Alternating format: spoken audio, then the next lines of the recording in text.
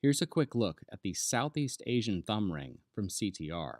Made out of polished polymer, it's aimed towards beginning thumb ring archers, and perhaps archers who are more used to using leather thumb protectors. This style of ring does not have a clear historical pedigree.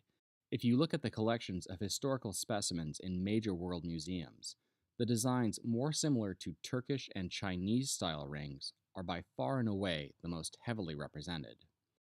The shape of the Southeast Asian ring promotes using a heavily bent thumb, almost like having a death grip on the string.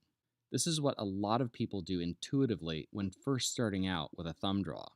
As a result of this, the release is a little dirty compared to rings that don't encourage such an extreme thumb angle.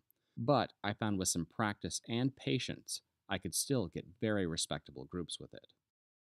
Now, from what I've seen so far, hard thumb rings are generally rather unpopular among modern mounted archers, but I decided to give it a shot anyways with the Southeast Asian ring.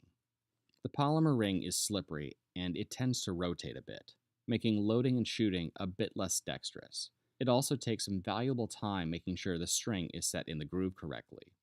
As a result of all this, I did find myself focusing a bit more on loading and shooting than on my riding.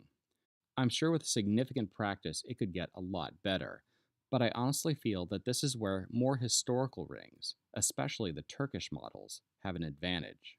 They give a cleaner release and they're much easier to place on the string. They also have a leather insert to keep them in place better. So, although the more historical and more technical to use designs from CTR are ultimately better thumb rings, the Southeast Asian ring will still probably appeal to many archers, especially beginners.